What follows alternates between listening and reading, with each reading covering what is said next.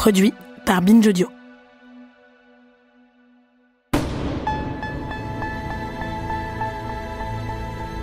Nous faire justice. Épisode 3, enquêter.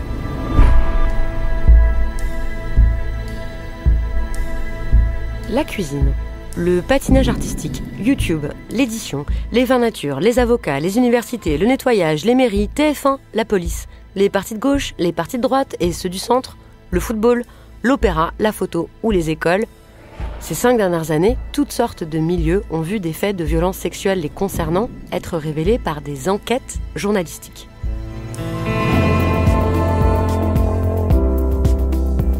À chaque enquête publiée, il y a toujours des gens qui dénoncent, je cite, un tribunal médiatique qui jetterait en pâture, ou clou, ou pilori, ou encore pire, lynche des hommes présumés innocents. Comme si des articles mettant en cause PPDA, Depardieu ou Darmanin étaient basés sur de vagues rumeurs anonymes que des journalistes pressés se seraient contentés de recopier. Non, ces enquêtes demandent du temps, de la rigueur, de la technique. Faire attention aux alertes, écouter longuement les victimes, recueillir leurs paroles correctement, recouper les informations et toujours donner la possibilité à la personne mise en cause de s'expliquer.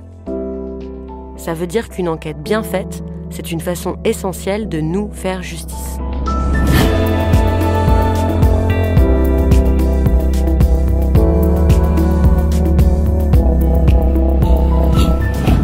Les outils, les techniques et les règles pour rechercher la vérité nous sont utiles à tous. Alors dans cet épisode, je vous propose d'entrer dans l'atelier de celle qui est sans doute la plus grande enquêtrice sur ces questions. Alors je suis la plus grande en taille en fait.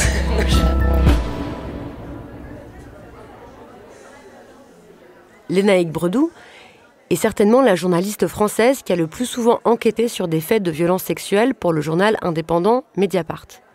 Dans cette conversation, enregistrée en public au festival Longueur d'onde à Brest, elle nous raconte comment elle s'y prend, étape par étape, de la première piste de l'enquête jusqu'à l'après-publication, en se basant sur 3 exemples concrets. Premièrement, l'enquête qu'elle a publiée en 2022 avec Sophie Boutboul concernant Léo Grasset, un youtubeur trentenaire, visé par une plainte pour viol et de nombreuses accusations de harcèlement, d'agression et de violence psychologique. Deuxièmement, celle sur Éric Zemmour, polémiste d'extrême droite, ancien candidat à l'élection présidentielle, accusé par 8 femmes de violences sexuelles, enquête publiée en 2021. Et puis celle sur l'homme politique Denis Baupin, publiée en 2016, lui mis en cause pour harcèlement et agression sexuelle par 8 femmes de son parti, les Verts. Ce n'est pas rien de s'attaquer au monde politique. À l'époque de l'enquête sur Denis Baupin, nombreux étaient ceux et celles qui considéraient encore que ces affaires de violences sexuelles, c'était de la vie privée, même quand soi-disant tout le monde savait, comme ça a été le cas par exemple pour Dominique Strauss-Kahn. Alors qu'est-ce qui fait que Lénaïque Bredou décide d'enquêter sur Denis Baupin, alors vice-président de l'Assemblée nationale, même s'il n'y a à l'époque aucune plainte déposée ?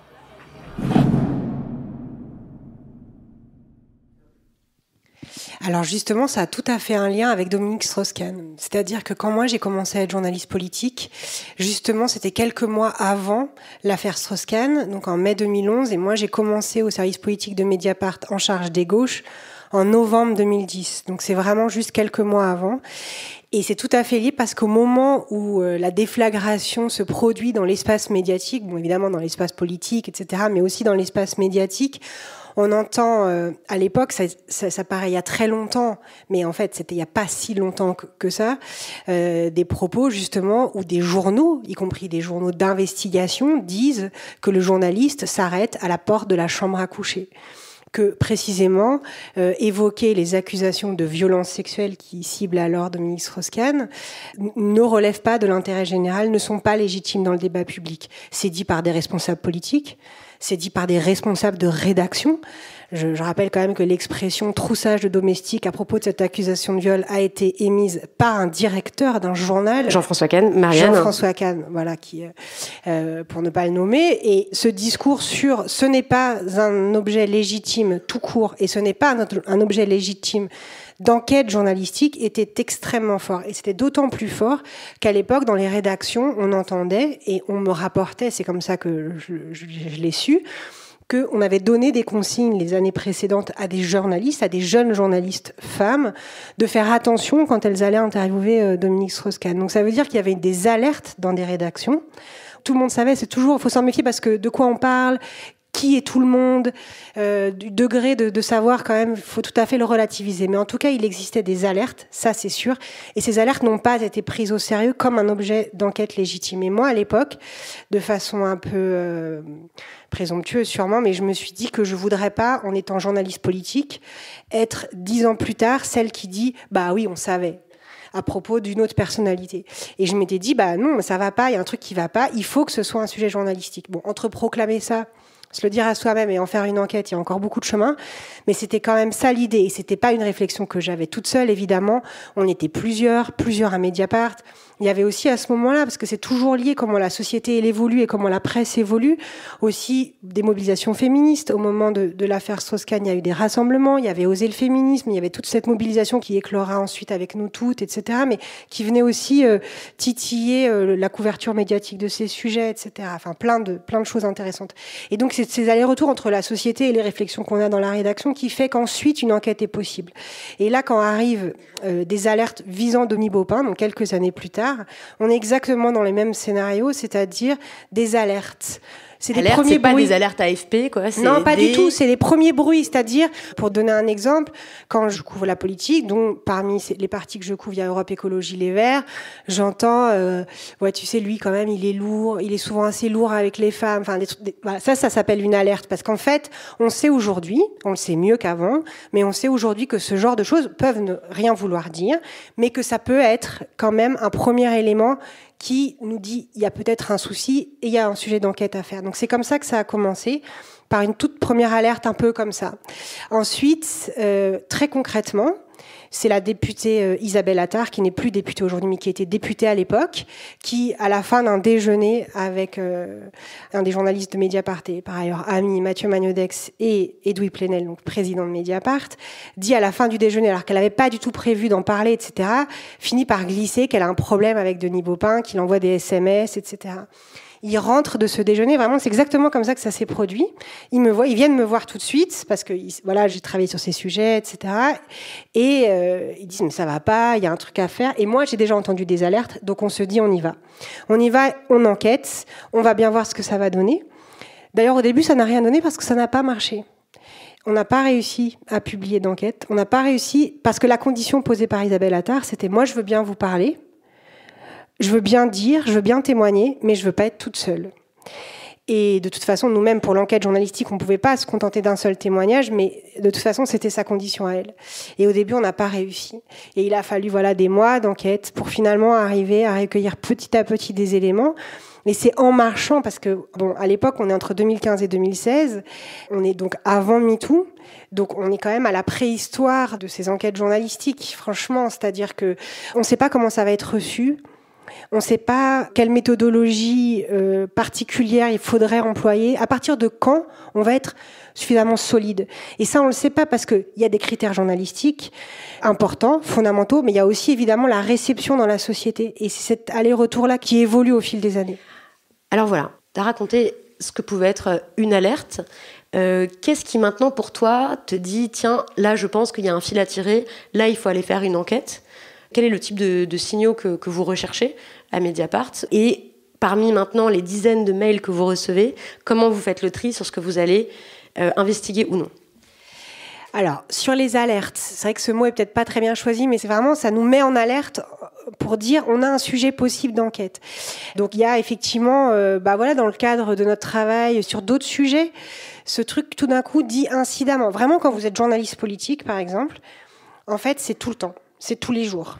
Quand vous allez à la salle des 4 colonnes à l'Assemblée nationale, pendant très longtemps, ça s'est un peu amélioré parce que l'Assemblée nationale s'est beaucoup féminisée et que MeToo est passé par là, mais ça reste encore un endroit très difficile, très hostile aux femmes. En fait, ça fait des années que les femmes journalistes, quand elles arrivent, je prends cet exemple des femmes journalistes parce que je peux en témoigner personnellement, on arrive dans la salle des 4 colonnes, vous sentez immédiatement une sorte de pression voilà, très fortes et des remarques qui arrivent très vite. Enfin, je veux dire, pour en témoigner aussi, vraiment. Voilà, c'est vraiment un truc très fort. Et n'importe quelle femme politique, n'importe quel élu, n'importe quelle collaboratrice d'élu pourra plus ou moins vous dire la même chose sur tous les conseils départementaux, les conseils municipaux, les assemblées de France. De sentiment d'être une intruse, d'avoir des remarques sur sa tenue vestimentaire, etc. Et il y a chez certains élus hommes, alors je dis hommes et femmes, vraiment c'est en facilité et en rapidité, mais évidemment, c'est pas toujours, il n'y a pas que des femmes qui sont victimes, etc. Enfin, c'est quand même toujours important de le rappeler. Ceci étant dit, elles disent souvent qu'il y a un ou quelques élus qui concentrent les problèmes, si je puis dire. Donc ça, en fait, il suffit presque de tendre l'oreille, en fait. Et c'est pour ça d'ailleurs que c'est pas, on va pas chercher les gens. En fait, par moment, il faut juste être prête à les écouter. Et sur les violences sexuelles, c'est d'ailleurs ce que toutes les personnes qui en ont témoigné depuis tant d'années le disent, en fait. Elles disent juste, est-ce que vous voudriez bien m'écouter? Donc, des alertes, c'est simplement ça, parfois. C'est de prêter l'oreille à ce à quoi on ne prêtait pas l'oreille jusque-là. C'est aussi, évidemment, des témoins, donc des gens qui nous écrivent, parfois des proches. Moi, ça m'est déjà arrivé parfois que les conjoints de victimes m'écrivent directement parce qu'ils sont scandalisés. Il arrive aussi parfois que ce soit les personnes directement concernées qui nous écrivent, évidemment. Ça arrive de plus en plus. C'était pas du tout le cas en 2016 pour l'affaire Baupin, par exemple. Mais maintenant, ça arrive clairement de plus en plus souvent. Et puis, il y a parfois les déclarations publiques. Ce qu'on a sous les yeux, en fait. C'est-à-dire que il y a parfois, sur les plateaux de télévision, des agressions sexuelles. Ou des faits possiblement qualifiables d'agression sexuelle, parce que si je dis l'exemple suivant, on risque d'être poursuivi en diffamation. Donc voilà, mais en tout cas, des faits qui sont soit des propos sexistes, soit des baisers forcés. Par exemple, il est arrivé que Canal+ finisse par faire une enquête interne sur le journaliste Pierre Ménès pour des faits qui étaient publics, absolument publics. Et en fait, ça montre bien que c'est vraiment juste écouter, regarder, se dire c'est un sujet important, c'est un sujet d'enquête. Et donc, quand même, il y a beaucoup de choses qui sont déjà disponibles. Ensuite, comment on fait le tri dans tout ça? C'est très difficile parce que on peut pas tout faire. On a des moyens limités. Et c'est vraiment très souvent un crève-cœur, c'est très souvent difficile et c'est difficile de dire qu'on va pas le faire à quelqu'un qui vous a confié son histoire ou qui souhaite le faire. Donc ce qu'on essaye de faire, c'est de suivre déjà ce qui est possible, parce qu'il y en a où on peut pas le faire, on n'y arrive pas. Mais c'est aussi d'essayer de suivre un peu quand même effectivement l'intérêt général, c'est-à-dire de toujours se dire à quoi ça sert de raconter cette histoire. Ça sert à décrypter des mécanismes, ça sert à révéler des événements qu'on retrouve dans toutes les strates de la société, dans tous les milieux sociaux, dans tous les milieux professionnels, dans toutes les familles. Donc d'essayer à chaque fois de raconter une histoire pour pouvoir décrypter quelque chose de plus grand que cette histoire. Et donc voilà, il y a toujours cet élément important, et avec l'idée de dire que on ne cible pas une personne en particulier gratuitement, mais parce que la position sociale qu'elle occupe, là je parle pour des enquêtes nominatives, c'est-à-dire on parle des personnes mises en cause sous leur nom, que la position de pouvoir qu'elle occupe le justifie, et puis aussi pour documenter au mieux comment toutes les structures dysfonctionnent. Parce que dans les violences sexuelles, il y a évidemment les auteurs qui sont en cause, mais il y a toutes les structures qui leur permettent de faire ce qu'ils font. Ou de toute impunité pendant des années, donc tout l'entourage, les institutions qui n'ont pas fonctionné. Les syndicats, les partis politiques, la police, la justice, la gendarmerie, etc., etc. Donc là, quand vous vous dites, OK, on va aller dans telle ou telle enquête, comment ça commence? Vous avez un carnet, vous prenez des notes sur... vous ouvrez un nouveau carnet, vous avez des Google Documents. Comment, ça m'intéresse aussi le côté très très pratique. Je vous vois froncer les yeux parce que non, pas Google Documents, c'est pas du tout sécurisé. Comment vous travaillez très concrètement? Quels sont vos outils? Est-ce que vous notez tout à la main? Comment ça marche? Bon, alors ça dépend un peu comment ça arrive en fait, parce que parfois on est au téléphone, donc on bidouille et tout ça. Non, mais quand on reçoit les gens, moi, je note tout sur un cahier. J'ai d'autres collègues qui écrivent tout sur l'ordinateur, d'autres sur le téléphone. Moi, maintenant, je mixe un peu les trois. Mais c'est surtout, ce qui est important, c'est quand on reçoit les témoignages des victimes, de celles qui viennent à nous et se présentent comme telles, c'est qu'on enregistre leurs propos, avec leur accord évidemment, c'est une obligation déontologique de toute façon de demander l'accord des personnes quand on enregistre. Mais on enregistre non pas du tout à des fins de diffusion, mais pour ne rien oublier et ne pas avoir à demander aux gens de répéter leur récit. Parce qu'il y a quelque chose qu'on retrouve très très souvent, c'est que quand les personnes, elles s'adressent à la presse, elles ont toujours déjà parlé. D'où, évidemment, ce truc de libération de la parole, cette expression qui est une très mauvaise expression. Mais elles ont déjà parlé. Et en fait, on les a pas écoutées, ou pas assez, ou pas entendues. Et donc, vraiment, l'enjeu, quand nous, on est là, c'est de ne pas reproduire quelque chose qu'elles ont déjà vécu comme violent, très souvent, les faits eux-mêmes, évidemment, mais aussi la manière dont ils ont été reçus. Et donc, il y a vraiment ce truc d'enregistrer pour ne rien perdre, pour pouvoir tout revérifier ensuite, tout réécouter et être aussi concentré sur ce que la personne nous dit. Parce que sinon, si vous notez, vous risquez d'avoir un peu un moment de plus suivre, etc. Donc d'être vraiment tout à fait ce que je disais, d'écouter toute la journée pour pouvoir être le plus précis ensuite dans son travail et dans ce qu'on aura à faire ensuite. Ça, c'est quand vous les contactez, quand vous les recevez, etc. Mais juste avant, la façon de garder trace de toutes vos démarches, de ce que vous faites, des personnes que vous contactez et tout, est-ce que ça, vous avez tout dans la tête ou est-ce que... Ouais, en fait, au début, je notais beaucoup et maintenant, je note beaucoup moins. Non, mais en fait, l'enjeu, c'est de ne pas se perdre. Mais la première étape, c'est quand même vraiment tout le premier travail. Donc, on a ces alertes et tout le premier travail va consister à recueillir des récits directs. Donc tout ce qui précède, les notes n'ont pas beaucoup d'importance parce que c'est une fois on recueille des récits directs qu'on pourra se dire est-ce que l'enquête va pouvoir avoir lieu ou pas. En fait, c'est le préalable. Donc tout le reste, le cheminement, etc. On note sur des cahiers des numéros de téléphone, des noms de gens à contacter, mais ça s'arrête là. Quand vous avez identifié qui va pouvoir vous donner un récit direct, comment est-ce que vous y prenez justement pour bien écouter? Vous avez commencé à répondre avec l'enregistrement, les notes, pas faire répéter, etc. Mais vous voyez les gens en vrai, pas par téléphone? Ça dépend, parfois, on essaye de voir les gens en vrai, c'est vraiment bien, mais parfois c'est difficile, parfois les gens peuvent pas se déplacer, parfois ils y tiennent pas trop non plus, c'est très variable, parfois on fait des visios, on essaye en vrai, c'est le mieux. Et dans un lieu neutre ou à la rédaction toujours? Alors, c'est pareil, c'est variable, mais souvent à la rédaction, parce que c'est un endroit préservé des regards. Au domicile des personnes, c'est déjà arrivé. C'est quelque chose d'assez particulier parce qu'il y a parfois des proches, parfois les enfants et les cafés qui sont un autre lieu très fréquent de rendez-vous de journalistes. C'est pas facile parce qu'il y a plein de gens autour. Vous pouvez avoir des tables super rapprochées. Enfin, c'est des détails techniques, mais c'est vraiment pas forcément des lieux d'écoute privilégiés. Et l'avantage de la rédaction, c'est qu'il y a des salles, on peut s'isoler, on n'est pas obligé de traverser tout l'open space pour arriver. On peut se mettre, parce qu'il y a aussi des questions de confidentialité évidemment, c'est-à-dire que vous avez des personnes qui vous parlent, mais dont l'identité ne sera jamais révélée. Donc même quand vous les voyez, en fait, il faut pas que des gens autour puissent les reconnaître ou reconnaître le ou la journaliste qui est avec elle, parce que ça peut aussi arriver. Et donc du coup, la rédaction est un espace assez safe de ce point de vue-là. Là, c'est quand vous avez convaincu les personnes de venir, mais pour plusieurs des enquêtes, notamment une, j'imagine qu'il y a des gens qui sont plus difficiles en fait à convaincre. Est-ce qu'on approche les plaignantes de la même façon ou les victimes de la même façon quand elles sont victimes d'un youtubeur de gauche féministe ou d'un éditorialiste d'extrême droite?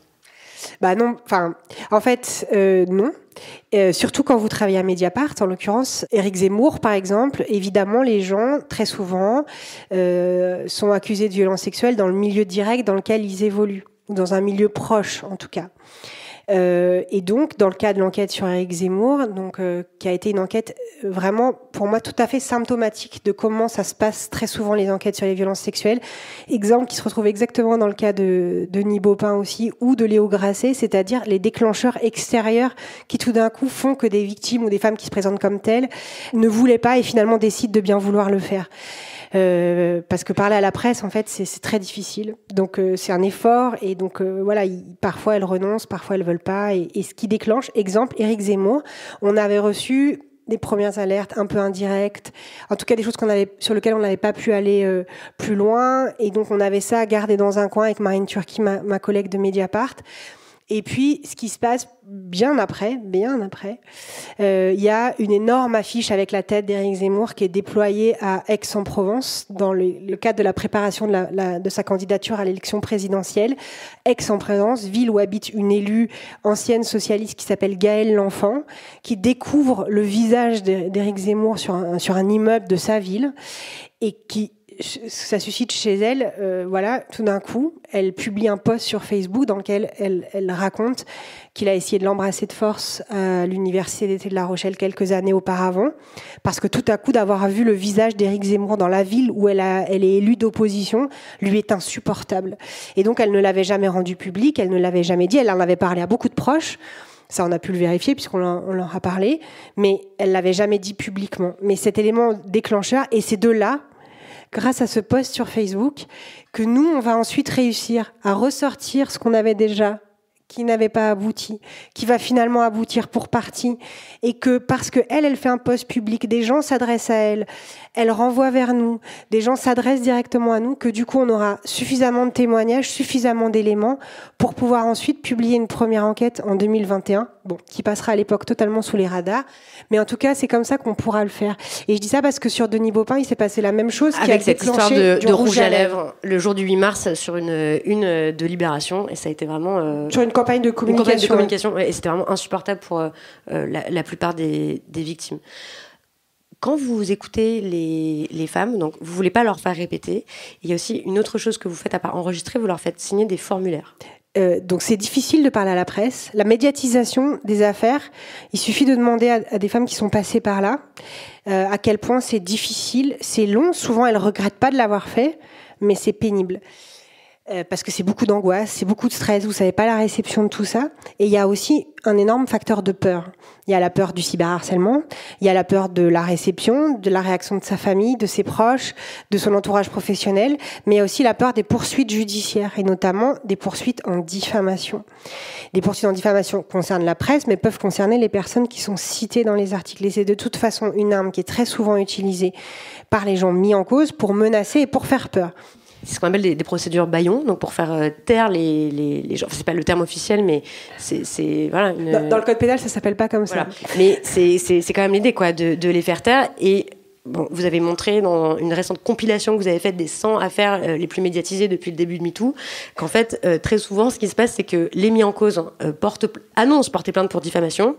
Ils le font, et puis discrètement, à Noël, par exemple, ils retirent leur plainte. Ça, c'est Nicolas Hulot. Qui l'a retiré, je vous assure, la veille de Noël. Et donc, il y a ce risque juridique qui est par ailleurs important, c'est-à-dire on a le droit de se défendre devant un tribunal. On est mis en cause dans la presse, il est aussi normal qu'on puisse s'en défendre. C'est tout à fait logique. Et par ailleurs, il est aussi normal que la presse doive se défendre de son travail, c'est-à-dire qu'il n'y a pas de censure dans le système français, il y a un contrôle devant les tribunaux. Ce contrôle est légitime, que nous ayons à nous justifier de notre travail et du sérieux de nos enquêtes devant les tribunaux est tout à fait normal. C'est juste qu'effectivement, dans les affaires de violence sexuelle, il y a des annonces de plaintes un peu intempestives qui en fait souvent ne débouchent sur rien, mais qui ont comme effet extrêmement fort d'effrayer les sources de nos enquêtes concrètement. Et donc, pour s'en prémunir, il y a plusieurs choses. D'abord, de bien faire son travail de journaliste. Parce que pour gagner un procès en diffamation, il y a des critères dans la loi, qui est la loi de 1881. La légitimité du but poursuivi, ça veut dire que ce dont vous parlez est d'intérêt public et d'intérêt général, que vous avez fait une enquête sérieuse, que vous n'avez pas d'animosité personnelle avec la personne sur laquelle vous avez écrit, que vous avez de la prudence dans l'expression, c'est-à-dire que vous ne dites pas de quelqu'un qu'il est un connard. D'abord, ça, c'est une injure, mais même, vous voyez ce que je veux dire, c'est de faire attention aux mots qu'on utilise, de ne pas exagérer la manière dont on écrit, c'est très important. Et l'autre chose, c'est le respect du contradictoire, c'est-à-dire interroger les personnes concernées. Donc ça, c'est les critères essentiels pour se protéger et pour protéger vos sources, évidemment, des poursuites en diffamation. Mais nous avons très souvent dans les enquêtes sur les violences sexuelles des sources qui sont anonymes, c'est-à-dire qui demandent l'anonymat. Et devant un tribunal, des sources anonymes, c'est des points de faiblesse dans une enquête journalistique, parce que on peut vous dire, attendez, quelle est la preuve que vous ne les avez pas inventées, pour le dire un peu vite. Très souvent, on est donc amené à demander aux sources de nos enquêtes si, en cas de procès en diffamation, elles seraient d'accord pour attester devant la justice de la réalité de ce qu'elles nous ont dit. Sur un formulaire qui est un formulaire d'attestation de témoins, qui est un formulaire officiel, qui est un CERFA, tout ce qu'il y a de plus classique de l'administration, qui s'appelle attestation de témoins, qu'on leur demande souvent de remplir en amont, parce que parfois les procédures en diffamation, elles ont lieu 3 ans, 4 ans après, et puis que entre-temps il s'est passé des choses, que les gens on n'a plus le contact, on sait plus comment et tout, et comme ça, mais au moins elles savent que peut-être un jour, on leur souhaite pas, mais elles seront appelées devant le tribunal, et donc vous faites pas ça. Pas forcément appelées, l'attestation de témoin peut suffire, ça n'oblige pas à venir témoigner devant un tribunal, ça veut simplement dire le journaliste n'a pas inventé ses propos.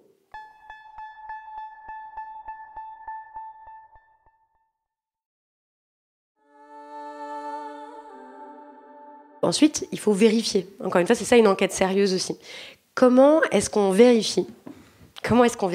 On entend, il y a un grand cliché dans les affaires de violences sexuelles, c'est qu'on dit que ce serait parole contre parole. Évidemment, en fait, ça n'est jamais le cas. Ça ne se passe pas du tout comme ça. Donc, comment est-ce que on vérifie ? Qu'est-ce que c'est une preuve ? Qu'est-ce que c'est quel genre de preuve vous demandez ? Comment est-ce que vous croisez les sources ? Comment est-ce que vous procédez ? Alors déjà, on ne parle pas de preuve, parce que preuve, c'est souvent justement un langage et des éléments de langage de la justice. Et précisément, nous ne sommes pas la justice. Nous sommes la presse. Et si des gens pouvaient bien faire notre travail, ce serait déjà pas mal. Mais ne nous substituons pas à ce qu'on ne sait pas faire. C'est déjà... Ce qui est important pour nous, c'est d'avoir suffisamment d'éléments pour recouper les propos ou les récits qui nous sont faits. C'est ça une enquête journalistique, quel que soit le sujet. Il n'y a pas de spécificité des violences sexistes et sexuelles sur ce point, et j'y tiens, parce que ce pas des enquêtes pas comme les autres. Il y a des points de différence avec les autres enquêtes, mais le point principal, c'est d'abord que c'est des enquêtes journalistiques tout aussi légitimes et tout aussi sérieuses que les autres. Et que donc, pour pouvoir les publier, il faut pouvoir recouper ce qui nous est dit. Et comment on recoupe ? Souvent, je dis ça, c'est que nous, on n'est pas là pour croire ou pas croire les personnes qui s'adressent à nous. La question, c'est comment on fait pour recouper suffisamment les témoignages que nous avons pour pouvoir publier ensuite l'enquête journalistique. Par exemple, je vais essayer d'illustrer. Il y a 2 types de sources, des sources documentaires et des sources orales. Les sources orales, c'est par exemple interroger des gens, tout simplement.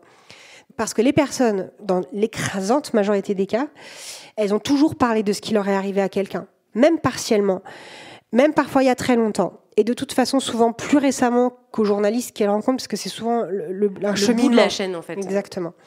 Du coup, nous, on essaye de retrouver ces personnes. Parfois, on appelle la famille. Parfois, on se retrouve dans une situation parfois étrange, d'appeler l'ex-mari, par exemple. Et donc, de demander, à l'époque, est-ce que vous vous souvenez des faits ? Je vais continuer à prendre l'exemple de Gaël L'Enfant avec Éric Zemmour, par exemple. On a appelé son ex-conjoint. On a appelé ses anciens camarades du Parti socialiste à l'époque, ses anciens camarades du Parti de gauche encore plus précédemment, sur comment, à cette époque-là, quand elle est rentrée à l'université d'été, ils se souviennent très bien, elle leur a parlé, elle leur a raconté, elle leur a dit ce qui s'était passé.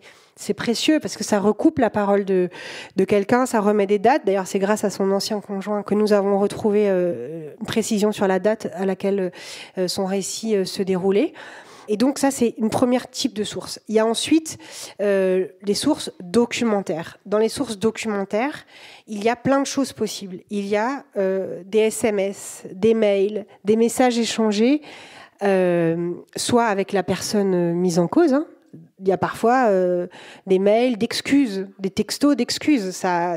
Comme chez Léo Grasset, vous avez inclus par exemple les messages qu'il a envoyés à Lisa, et où il dit qu'il est désolé de ce qui s'est passé, etc., etc. Donc il y a reconnaissance d'un événement, quand même, s'il ne le qualifie pas comme ça, mais ça, vous intégrez du coup dans l'enquête. Ouais. Alors en l'occurrence, il ne reconnaît pas les faits dont elle l'accuse, mais il reconnaît s'être mal comporté avec elle, mais il ne reconnaît pas du tout l'accusation qu'elle porte contre lui.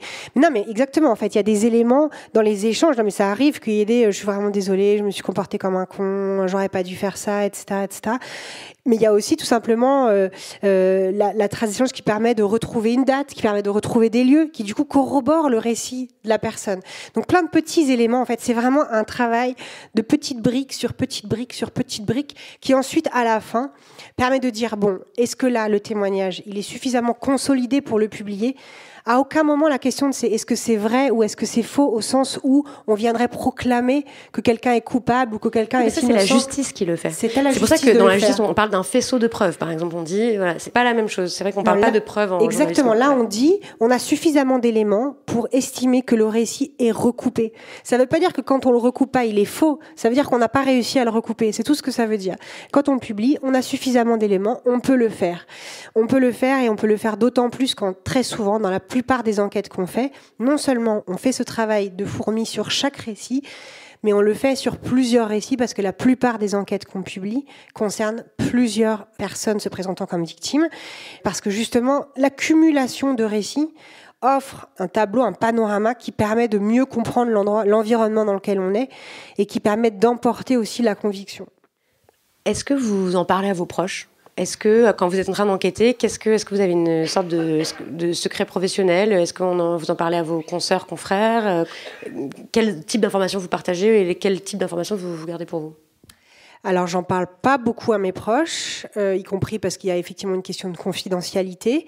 Après, je peux parfois parler du travail que je fais ou de la personne, du sujet globalement, enfin du domaine, mais je ne parle pas, par exemple, des sources, par exemple. Ça, les sources, j'en parle jamais aux proches. Mais est-ce qu'il n'y a pas un risque de dire, par exemple, je suis en train d'enquêter sur Éric Zemmour, que du coup ça se sache, ou alors... Ça dépend ce qu'on appelle des proches, enfin des proches de confiance, quoi. Et non, mais surtout, moi je travaille dans une rédaction et j'ai la chance de travailler dans une rédaction, ce qui est un énorme avantage par rapport à des journalistes indépendantes, et je vais dire... c'est très souvent des femmes qui enquêtent sur ces sujets, donc c'est pour ça que je dis des journalistes indépendantes, c'est que moi précisément je ne suis pas seule, je ne suis jamais seule, et heureusement.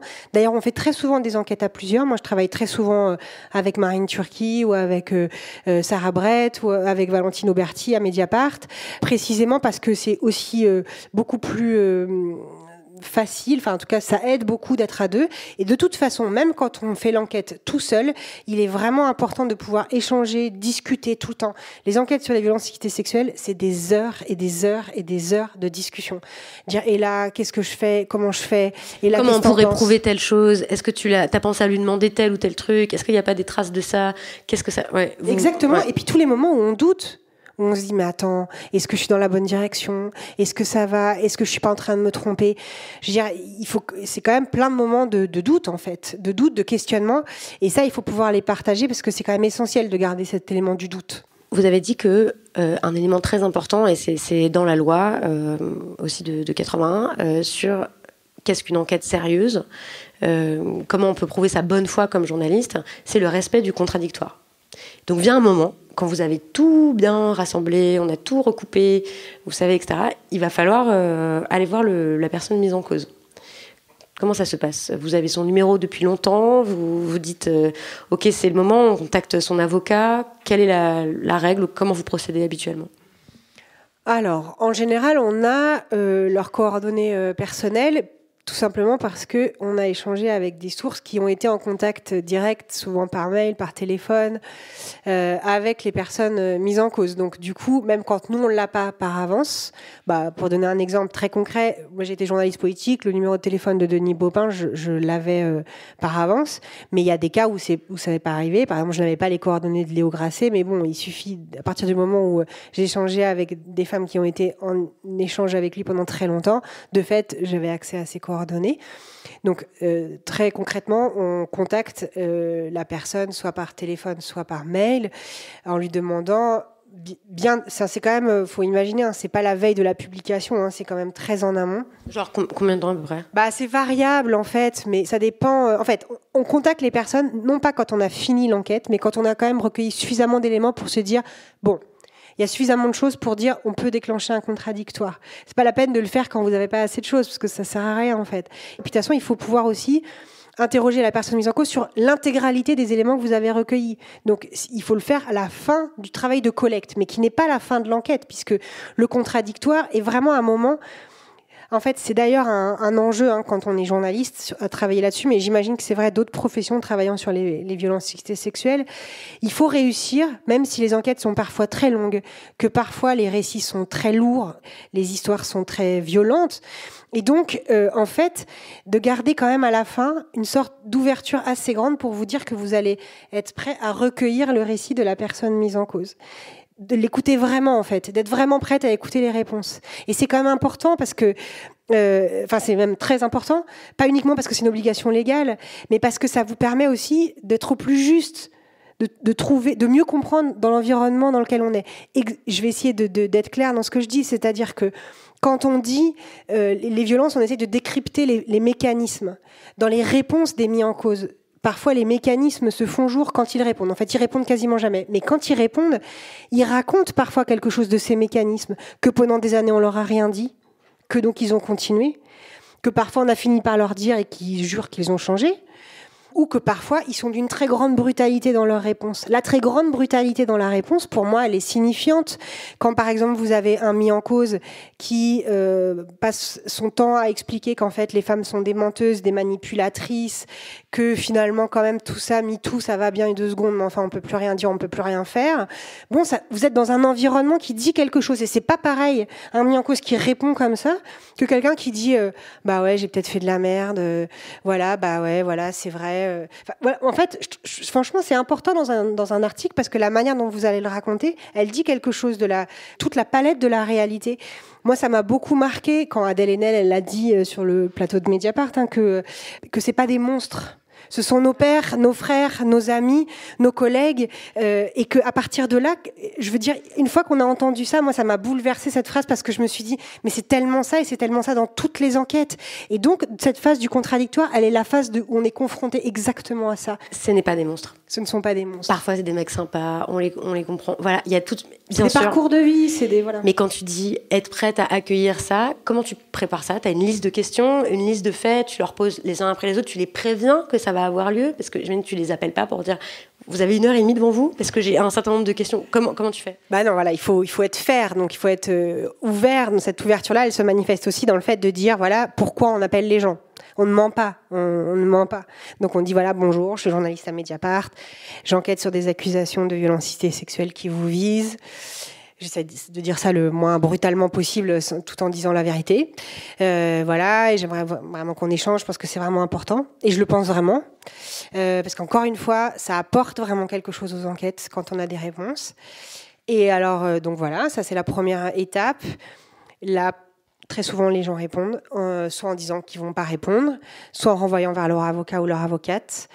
Et là, on relance. Il y a tout pour ça que ça dure, en fait, parce que du coup, on relance, on insiste, et au bout de, voilà, en fait, on sent bien que les personnes ne veulent pas. On dit, voilà toutes les questions qu'on aurait voulu vous poser pour que, en conscience, leur refus soit éclairé, c'est-à-dire qu'ils se rendent compte, ils sachent de quoi on parle. Ça aussi, c'est important quand même, qu'ils ne découvrent pas dans le journal de quoi il aurait été question. Ça m'est jamais arrivé encore que quelqu'un, après la lecture des questions, se dise en fait, je vais répondre. Mais qu'on continue quand même à le faire. Non, mais parce que c'est important, voilà, encore une fois, c'est important.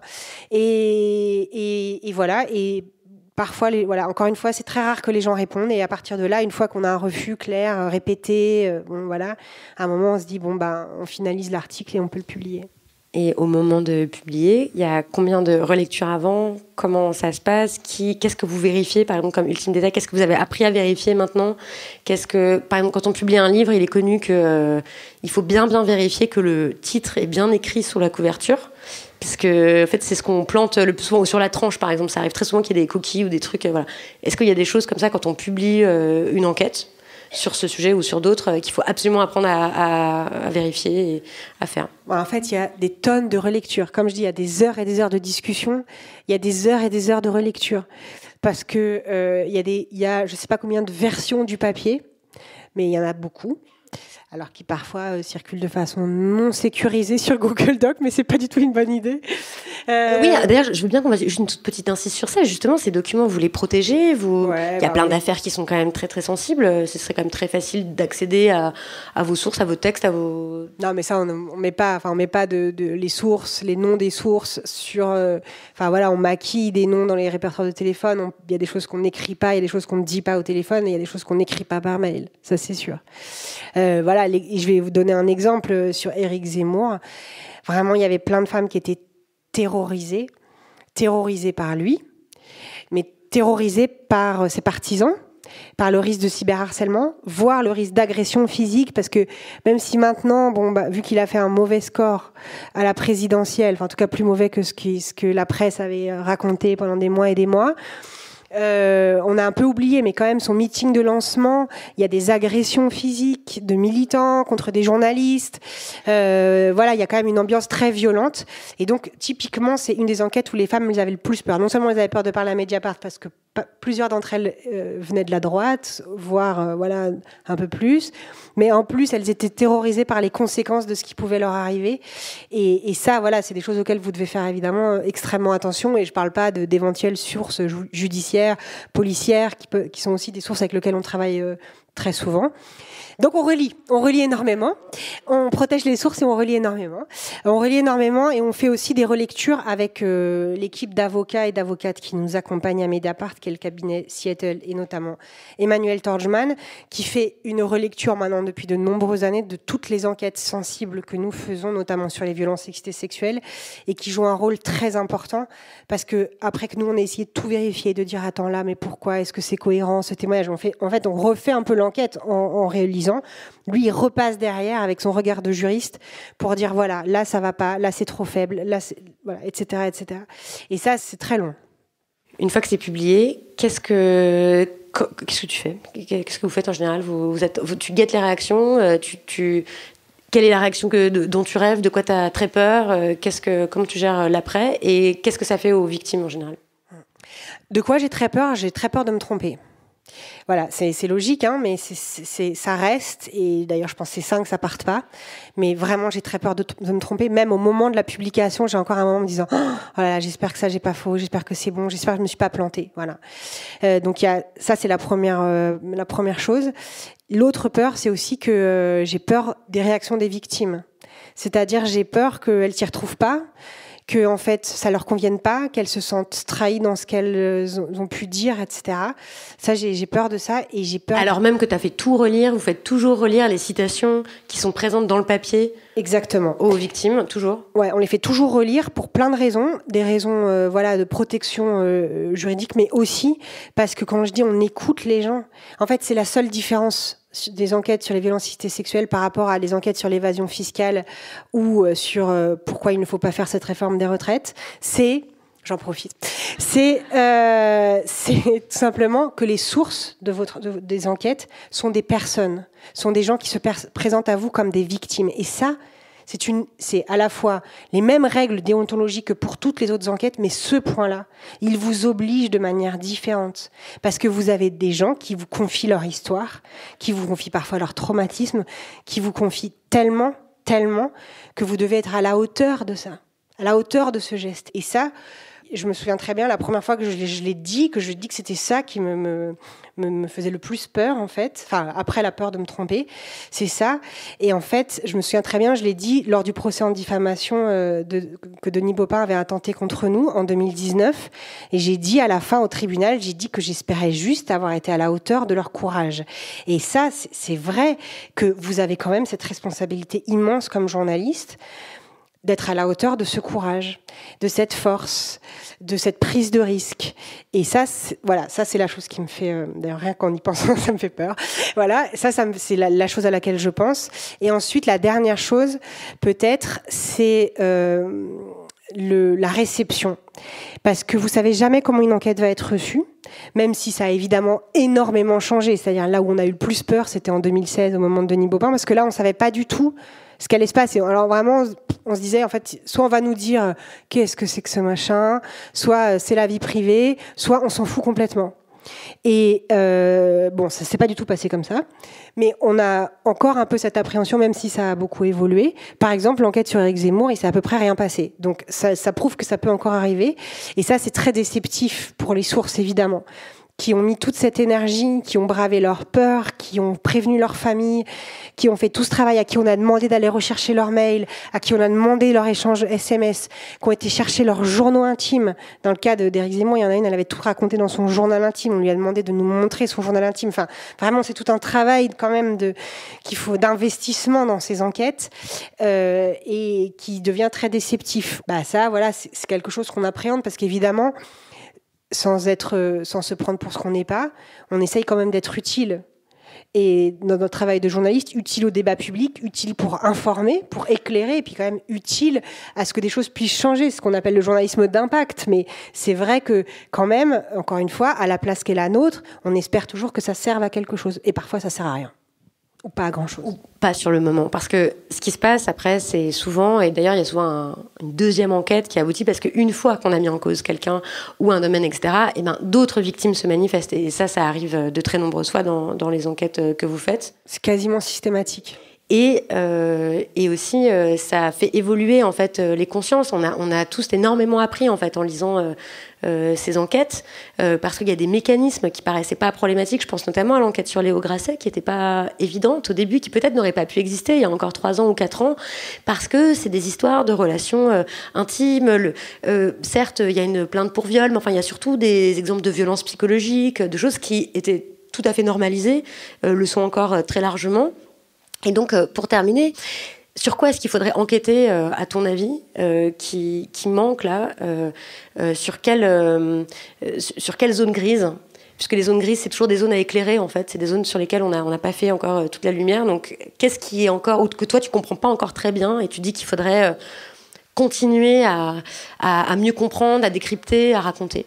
Bon, alors je vais répondre très vite. Franchement, les violences intrafamiliales, la famille, donc les violences conjugales et les violences intrafamiliales plus largement, et encore plus peut-être l'inceste et les violences pédocriminelles dans le cadre de proches, sont vraiment encore un champ qui à la fois aujourd'hui, je suis désolée, je dis ça comme ça très brutalement, mais est vraiment un champ qui reste à explorer. C'est-à-dire que il y a beaucoup de travaux, c'est archi documenté. On sait que la famille est le lieu où le plus de violences ont lieu, mais c'est un des endroits où c'est le plus difficile de raconter, parce que précisément ces méthodologies d'enquête pour recouper, pour retrouver des témoins, des documents, c'est là où on en a le moins.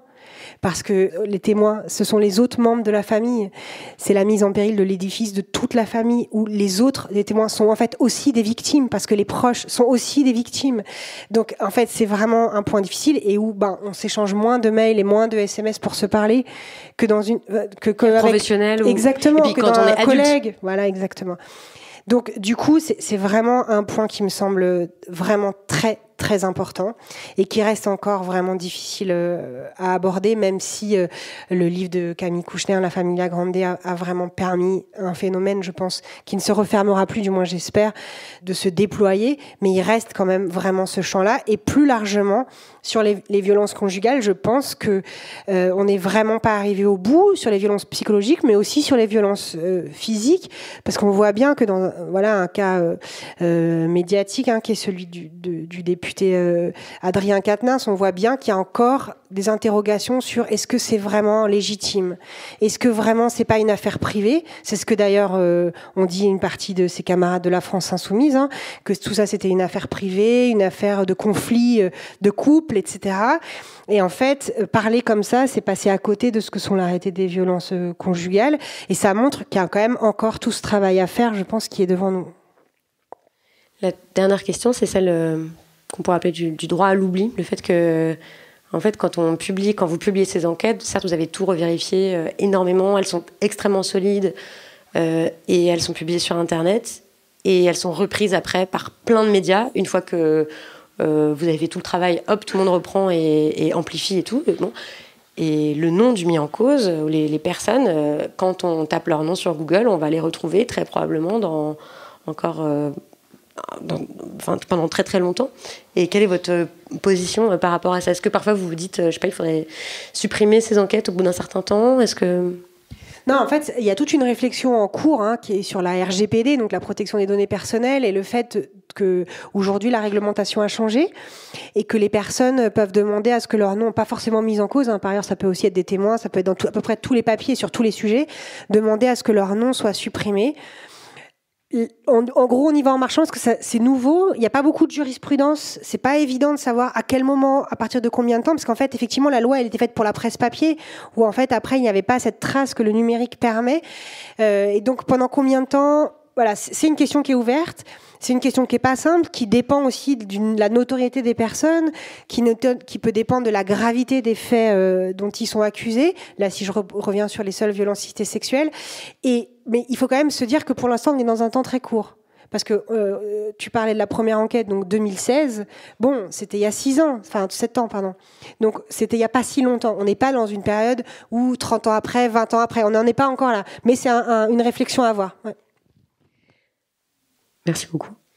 Merci.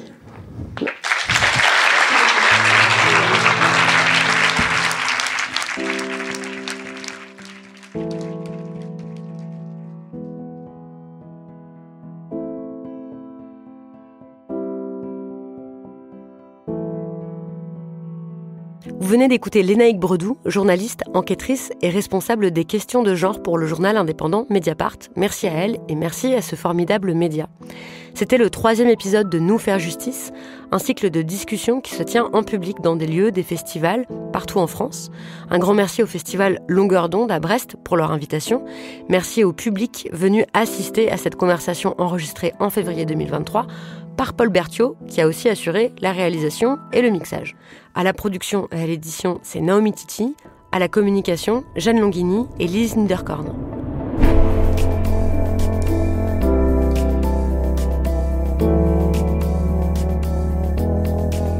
Chers auditeurs, qu'est-ce qui vous marque dans ce que vous venez d'entendre ? Nous, à l'issue de cet épisode, avec Naomi Titi, on a repéré 3 pistes pour nous faire justice. Premièrement, lire les enquêtes publiées sur tous les milieux, parce que c'est une façon essentielle de s'éduquer sur les mécanismes des violences sexuelles, sur ce qui favorise l'impunité des agresseurs, même quand on croit connaître ce sujet par cœur.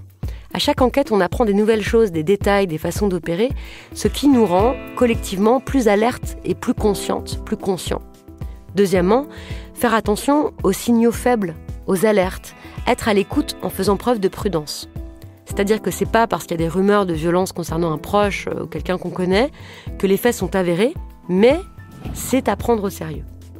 Troisièmement, peut-être qu'il y a bel et bien un tribunal médiatique. Mais s'il existe, il ne se substitue pas aux tribunaux judiciaires, il le complète. En établissant des faits et en les rendant publics, ces enquêtes journalistiques permettent à de nouvelles victimes de se signaler, poussent tout un milieu à se positionner, à discuter du sujet et peut-être à changer. Et en cela, les journalistes jouent un rôle fondamental dans le dévoilement et dans la compréhension des faits de violence sexuelle et donc dans la possibilité de nous faire justice. Merci à vous pour votre écoute et à bientôt.